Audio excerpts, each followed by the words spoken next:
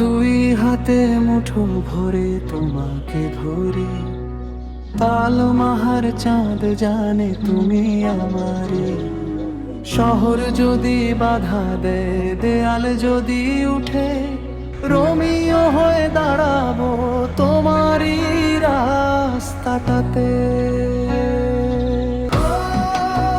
আনিস সাহেব, আপনি কিছু বলবেন?